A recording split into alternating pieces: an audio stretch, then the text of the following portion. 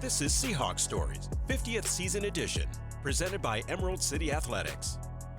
Welcome to another edition of the Seahawks Stories 50th Season Edition. I'm Paul Moyer along with Dave Wyman, broadcasting from the Seahawks podcast studio presented by Sony, an official partner of the Seattle Seahawks. And in this edition, Dave, I'm going to set this up a little bit. You and I are probably going to agree a lot about this edition, but we're going to come from, I think, two different viewpoints on it. And it's the Boz. And here's what I remember about the Boz, just to set this up. We're coming off a 1986 season, and we won our last 5 games of the year. We're hot. We got healthy. You know, we did that with a lot of guys injured. Didn't you beat the 2 Super Bowl teams? Like you beat the Giants and the Broncos. Beat the Giants and the Broncos, and beat them up both pretty good, particularly the Broncos' last game of the year bad. And we were on a roll. So fast forward, we go into 1987. We got some aging linebackers. Good ones, but they're aging. Keith Butler, great guy, smart. Michael Jackson. There were just Greg Gaines, Bruce Schultz. It's just, you know, we've got to get younger, faster, things like that. It was probably the one missing piece we were looking for. So we go into the 1987 draft, and I'm feeling pretty good because I know we're going to draft some linebackers. Probably have a stay away from the safeties for the first time in a while. And we draft Tony Woods, I believe. Yep. And we draft this guy, Dave Wyman. And I remember Dave because Rusty Tillman brought me in, and I watched maybe your sophomore year. It was before he got injured. And then he was saying, watch this guy. He got injured. Now we got a chance to get this guy where we're going to take him. And sure enough, we draft him, and he shows me, and I go, oh, okay, this is good. But there was a big name in college football, and it was the Boz. He played at Oklahoma, and they had a system that was perfect for him because the guy could run. Yes. And it was a sideline-to-sideline deal. They took care of the middle. He was freed up to make tackles. And Boz was a good player. For those out there who think, oh, he wasn't a good player, you're wrong. Boz was a good player until he got hurt. And he had some limitation. He had a little bit of that Tyrannosaurus Rex arms. They weren't real long, so he couldn't get off blocks very well. But he could run, and he was tough, and he was a smart guy. So we supplemental draft, we get the pick. The odds of it, you know, like today's, you know, the lottery year, you know, got the least amount of options to get it. We get it. And we're going to give up a first-round pick now for it. And we draft the Boz. So I'm like, wow, we got Woods, we got Wyman, we've got we're going to the Super Bowl. Oh. Even though I'm thinking we're not going to really count on rookies. But it was an exciting time for us as an organization. Didn't play out quite that way. But I'm going to turn this over to you partly because, and we all hung out, but you hung out. He was like your roommate. He's your colleague as a linebacker. You're going to know this story better than anybody. So just your thoughts. Yeah, well, first of all, I had a really good senior year. I think I had 170 tackles, and you know, I'd have a game where I'd have like 18 or 20, and then I'd read the paper the next day, and Bosworth would have like 25 tackles. And if you watch him at Oklahoma, I remember that if you ever played in Oklahoma, if you looked across the field, you couldn't see below the player's knees because it was just this big sloped for the rain to all wash off. And you know, and watching Boz just run downhill and make every tackle seemingly. And the thing was, I fought for my tackles. You know, I had to take on a blocker and shed it and everything. He didn't, you know, and but he ran around and made plays. He was incredibly athletic. But to your point, he did have kind of short arms. He had really small hands. And he wore like a 9.5 foot you know, that was his shoe size. Sorry, Boz, we're not dogging you here. No, he was fantastic. He was really, really good. And even, you know, even though he was kind of my nemesis, right? You know, of my whole senior year, I'm like, oh, look at this guy. And so fast forward, I get drafted. Rusty Tillman comes down and works me out, and he loved me for whatever reason. And and so I heard that he pounded the table to get me drafted in the second round. There was a ton of teams, by the way, that weren't going to draft me because they saw my dislocation. I mean, my knee not only dislocated, it was pointing the wrong way and everything, but it stayed there. And I had to wait for the doctors and so there was a lot of people that saw that and they were just like, no, we're not going to draft him. I don't care if it's in the 9th round. So Rusty, took kind of a liking to me. And so, so I get drafted in the 2nd round. So you fast forward a couple of months. It's my graduation from Stanford, the day of, to go down, have the big ceremony. And so I'm sitting on the can reading the sports page, and it says Seahawks get Brian Bosworth in supplemental draft. And I'm like, you have got to be kidding me. Like I said, this guy was kind of my nemesis. I always was like comparing myself to him, and then that happens. And then I get to Seattle. I thought this was particularly cruel. They made him my roommate during camp. And so he wasn't there in the beginning. And then when he came in, it was kind of we were sort of sizing each other up, and then we ended up, being friends. He was really funny. He liked to joke around, and him and I had our little jokes. And I remember every time I would laugh or Boz would laugh, Tom Catlin would look at the other one. So if Bosworth was laughing, he'd look at me like, what are you guys, we're always screwing around. You rookies. Yeah, we were always having fun. And Tom, of course, very dry. Very so, dry. Yeah, he didn't like that. And then there's a couple of pictures that you can find where him and I are talking and we're both laughing. We had a great time on the field. But eventually it led to the point where my agent, Marvin Demoff, told me, they're going to have Boz there for a long time. Because I remember before the supplemental draft, which I think it was in June. Yeah, it was in June. Yeah. I remember Keith Butler coming up to me during camp and going, you were drafted to replace me, so you might as well learn the game. And to this day, I still love Keith Butler. He's one of my favorite people. But he's like, so I want you to watch. I want you to pay close attention. You need to get this stuff down and everything. Well, then Boz comes in, and then, and the thing real quick, he was the first guy that was a self-promoter in football. Different other sports, you had guys that were, like Michael Jordan or whatever, and you didn't really have that in football. And everywhere we went, we would first of all, everybody just entirely ignored me, which was great. I loved that. I didn't want to be recognized or anything. And we would get in the front of the line everywhere we went. If Boz, because he had that distinct, mohawk thing going, and he was really just a regular nice dude. And so we became friends. But in the very beginning, we're kind of feeling each other out. What's this guy all about? And then we end up buying houses that shared the same backyard the next year. And, and him and I were supposed to start together because Fred Young was the other linebacker. And I think they ended up trading him to Indianapolis. Yeah. So, it was going to be me and him. And and then he started getting hurt. And, the game was it just wasn't the game for him. I mean, college football was he was one of the best college football players I've ever seen. Well, let me take you back there, because at the time we're running a 3-4 defense. So I'm thinking, okay, we're in good shape. I mean, we got 2 inside linebackers, probably eventually be Dave and Boz. We had Tony Woods being an outside linebacker / defensive end. We traded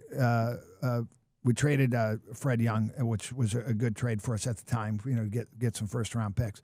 So let's go into 87 season now, because it's a strange season. We'll talk about the strike later, but we are about to go into a strike. I mean, it's going to. We're pretty sure it's going to happen. We go through somewhat OTAs back then, but we go into camp. We're going to the 1987 season. Brian was healthy at the time, and he actually played pretty well. I've watched some film, even in 88. I mean, 87, 88, when he was healthy, and we had a pretty good defensive line. It was different because I don't know if he ran a 4-3 at Oklahoma or not, but you're right, Dave. I mean, it was different where we were taught, our linebackers, you had to engage guards, get off the blocks, things like that. But going to 87, there's the difference between Brian Bosworth and the Boz. Yeah. So I want you to just share a little bit your Brian thoughts Bosworth, just regular good guy that everybody got along with. I think you guys got along. Yeah, I liked him. Yeah. And then, and then every once in a while he would go into the Boz thing. And, we got in a fair number of like friend fights over that because, I would every once in a while kind of lecture him on, what are you doing? Why are you're not a big shot. You're a football player or whatever. And then we'd have little spats or whatever, but we're always friends. So I think a lot of people knew me as the person that kind of kept him grounded because, yeah, I mean, he was a big deal. And, he was a young guy. He didn't really know. I mean, remember he had that white Corvette that he drove everywhere, and he had this beautiful girlfriend, and he just was like super flashy. And I was the exact opposite of that. I remember somebody wrote a book, and they were describing me, and they were talking about the difference between me and Boz, and it was like, Wyman wears shirts that look like a picnic table cover, and Boz wears like the latest fashion, and Wyman looks like he cut his own hair, without the benefit of a mirror. And Boz has like his hair done every week. And, and that we were just total opposites in that regard. But, when we were roommates and everything, and he'd do anything for you. I mean, he was during the off season. So in 1987, I find out he got drafted or, and by the way, selected. You were talking about, you guys were both up for the Buckus Award as the best linebackers out there. I mean, so you're right. Your careers followed each other. Right. So for you to end up on the same team, it's kind of strange. Yeah. And then, like I said, I thought it was cruel they made us roommates. But yeah, I mean, there was just that side to him. But he, in 1987, I find out that he gets drafted there. We go on strike. My shoulder keeps popping out. I get traded. Nullified the trade because my physical situation, because I needed surgery. And then I had a girlfriend that I proposed to. She ends up breaking up with me. Thank God.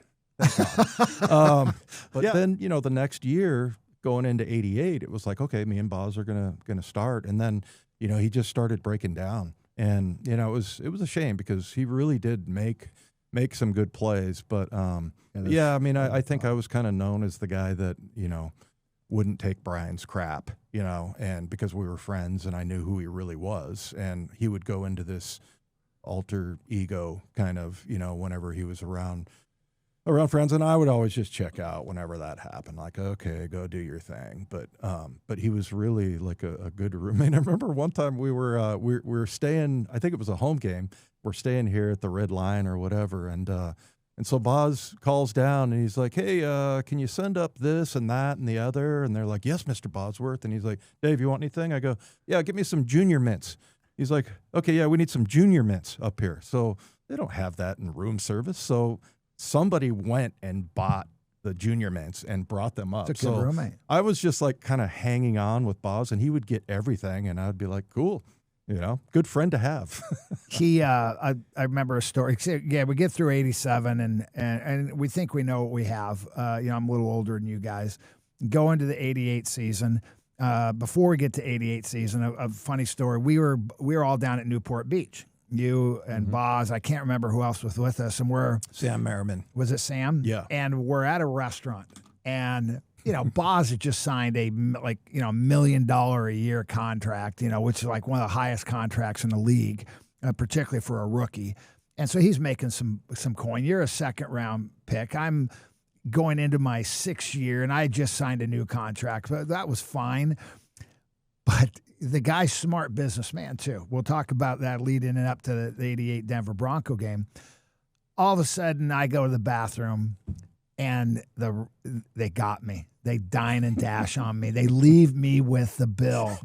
And the lady's like, oh, I'm so sorry. And it's a bill, right? And I'm like, okay, you're not supposed to do this to the veteran guy.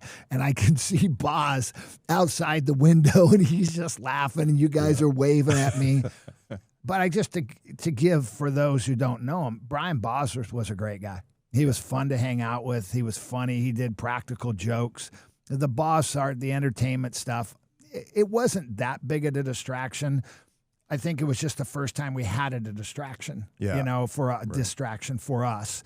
We had stars, obviously Steve Largent, Kenny Easley, Kurt Warner. I mean, we had stars, but he was a global star. Yeah. Everybody knew who Bosworth was. By the way, I don't agree with that book because his fashion, tie-dyes, and and red and pink hair, and I don't know about that book, but I get the contrast between you two. Right. So before we get into the '88 season, tell me just maybe a couple of your favorite stories that you may and Boz that maybe other people wouldn't know that make him more real. Well, I mentioned the fact that I had a longtime girlfriend and we decided to get married, and then we decided not to, and I'm kind of depressed and I'm rehabbing my shoulder. Well, he's living down in Newport Beach in this condo that's like right on the beach. And he's there with Sam Merriman. And then he had some friend that was kind of with him all the time that, it wasn't my favorite guy. But anyway, I called him. He called me and he's like, "What's going on?" I'm like, "This happened and that happened." He goes, Put all your stuff in your truck and come down and live with us, and we'll work out together and everything. We got an extra room." So, and I had a dog, so he's like, "Yeah, bring your dog, no problem." So I pack everything up and go drive down there.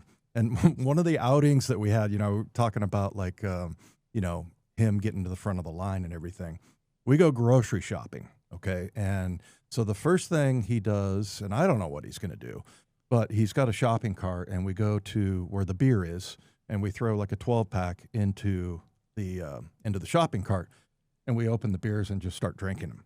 And, we're going around going, "Okay, you need this, we need that." And we must have drank like 6 beers each while we're shopping, and nobody noticed what we were doing because they were like, "That's the Boz." Like, people in L.A. knew who he was, and that's, a couple of years later, he ends up making a movie. But yeah, I mean, nobody, and I was like, "Can we do this? I mean, this doesn't seem right." And it was like, whatever Boz wanted to do, he did. But the part about him telling me, "Hey, come down here, we'll work out." And we did. We trained together. We went out and, we screwed around, had fun. We were doing the bodyboard thing out in the waves and stuff. But then, we worked hard, and it was great. And it was like a month where he was like, "Yeah, just hang out as long as you want," and just a great friend. Yeah. And we trained together, and and everywhere we went, even in L.A., people knew who the Boz was. So yeah, he just had. Remember, and I think by then he had that deodorant commercial. Remember the? Oh, he did. That was the one where he was in a tuxedo or something. Yeah, and he uses the word malodorous or something like that. And so it was. He was really, there was 2 different sides to him, and I still stay in touch to this day with Boz. And every time I see somebody with a Bosworth jersey, which there's a fair number. It's crazy. In Cincinnati a couple of years ago, I saw a guy, I took a picture, sent it to Boz. Last year in New England, there was somebody. And so, I mean, he's a big part of history. And, remember he had those, was it the Costicos brothers that had those, he had like his own big poster where he's in a tank top with his, it's like an Alice in Wonderland thing or something like that. Anyway, it was really amazing being around him, and it was interesting that him and I were so different personality-wise that, but we were good friends. Here's how I knew he was global and how big a star he was. I am a member at Sandpoint Country Club. I don't know if I brought you out. It was Dave, Craig, and Boz, and it's the summer of going into, I believe, '88 season. And so I tell our pros and stuff, I say, "Hey, I'm going to bring a couple Seahawks out." And, they're always gracious and took care of them. And I told one of them, and my good friend who was the assistant pro there, that the Boz was coming. He said, "Okay." So Boz shows up. And as you know, there's dress codes for country clubs. Now, private country clubs, you got to have the shorts pretty much, like an inch above your knee at the lowest or the highest. You got to have a collared shirt. So Boz comes out in these like short tennis shorts. I mean, they're not even halfway down to his thigh. I mean, they're short shorts. He's got a buttoned up shirt that's opened all the way down to his chest. With probably his hair showing and stuff. Not appropriate by any means for a club. They don't say something that I did get reprimanded with a letter that I was on probation for 30 days. Whatever happens again, they'll suspend me because of his dress code. And they said, "Well, you should have warned him." And I'm like, "It's the Boz." And I mean, this is his clothes. Yeah. So now we go and play, and word starts getting out. Not a big deal. We start seeing some people around the golf course. You can walk a little bit at Sandpoint. And I don't know, we're on hole 3 or 4, and he hits one in the middle of the fairway, and we get there. We can't find his ball.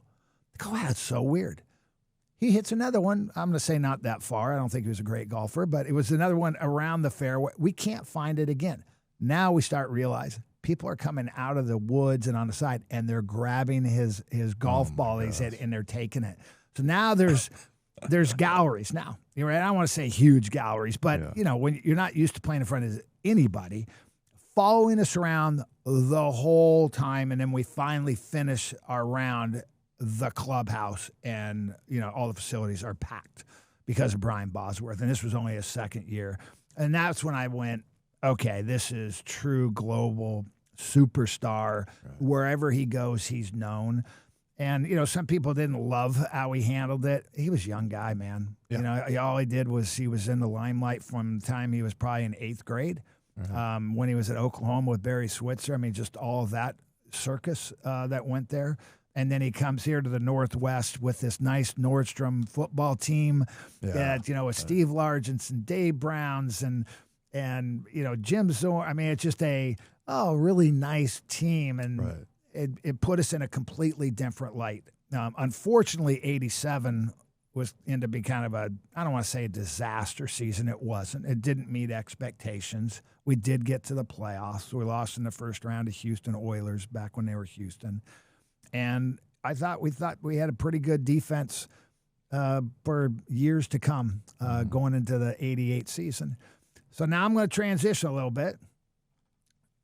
You remember that we're playing 1988 opens up.